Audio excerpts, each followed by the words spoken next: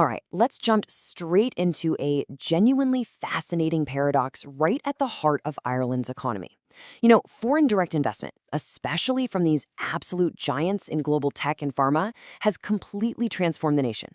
Literally, it's the main reason the country is thriving so much on paper. But there's a pretty serious contradiction building up beneath the surface. Because while all the macroeconomic charts are pointing straight up, everyday life for the average person is getting increasingly and honestly sometimes painfully expensive. And that brings us to the core question of our explainer today. Are these massive multinationals actually helping the local population, or are they kind of hurting it? We've got this booming macroeconomic picture sitting right next to, well, struggling personal finances. So, over the next few minutes, we're going to break down exactly how these global giants impact your daily living costs, specifically looking through the lens of wage-driven inflation and some really intense housing market pressure. Okay, let's dive right into Section 1, the multinational contradiction. So we are essentially looking at a two-speed economy operating in real time here. On one side, you have the undeniable benefits, right? Tech and pharma firms bring in incredibly high-paying jobs, massive tax revenue, and real global economic relevance to Ireland. But on the exact opposite side of that coin, there is a crushing daily reality for locals who just aren't in those specific industries. Rent is rising, house prices are climbing, and wages in everyday sectors simply aren't keeping up.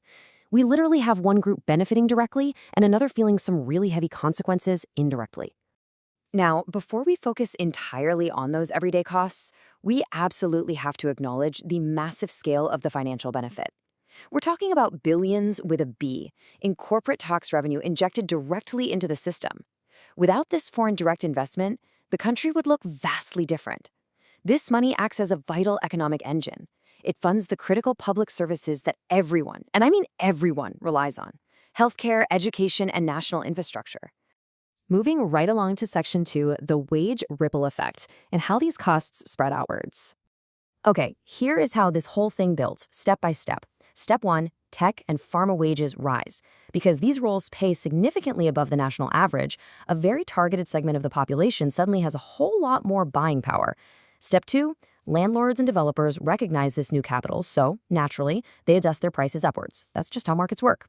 Step 3, local businesses like restaurants or childcare facilities start facing higher operating costs. Why? Because their own staff need higher pay just to survive those rising rents, and the business's commercial overhead goes up too, which leads directly to Step 4. Everyone pays more. The costs just get passed right on to you whether you work for a multinational or not. Which brings us to Section 3, housing under pressure, a classic case of supply versus demand. The compounding factors creating this housing crunch really do form a textbook supply and demand nightmare. First off, there simply aren't enough homes. Add in historically slow construction rates and some incredibly tight planning constraints. Now, drop a massive influx of highly paid multinational workers into that already restricted environment. Demand spikes instantly. Supply fundamentally fails to keep up, and everyday locals suddenly find themselves just completely priced out of the market. What this does is create a really deep structural imbalance in the workforce. You have the urban tech and pharma sectors pulling rapidly away from retail, hospitality, and public services. And because these high-paying multinational jobs are so heavily concentrated in specific urban locations, like Dublin city center, for example, it drastically widens regional disparities. It creates this growing divide between different classes of workers. Parts of the economy are accelerating at top speed, while others are honestly just struggling to keep their heads above water. Now, to be totally fair, multinationals aren't the only cause of rising prices, and we do have to look at the broader timeline here. Global supply disruptions, like the issues we've seen in the Strait of Hormuz, they push up global energy and transport costs across the board. But locally, multinational wealth amplifies those existing pressures. When housing and energy costs spike at the same time, economic pressure boils over. We saw this translate into highly visible frustration during the Irish fuel protests of 2026. So multinationals don't create all the inflation, but they absolutely intensify the local reality of it. Let's move to Section 4, the great trade-off. What happens if they actually leave? The trade-off here becomes incredibly stark. Think about it. If the multinationals leave, yes, demand for housing drops, and those intense housing costs might finally stabilize, or maybe even fall. That would offer a massive validation for local housing frustrations, for sure. But the resulting cost is severe: lost jobs, plummeting wages, and rapidly shrinking government revenue. The public services funded by that corporate tax would come under immediate strain. So losing foreign direct investment would ease some cost pressures, absolutely. but the overall economic consequences of losing that funding would be pretty catastrophic. Interestingly enough, this dynamic actually isn't entirely new. If we look back at historical trade systems, even in completely different contexts like German colonial possessions, economic expansion naturally brought both rapid local growth and intense local friction at the exact same time. When massive new wealth floods a localized system, supply lines and resources are tested, it disrupts every bit as much as it builds. Finally, Section 5, fixing the balance and how we actually manage the impact. Managing this impact is a massive tightrope walk. Policymakers must rapidly expand the housing supply to meet this new demand.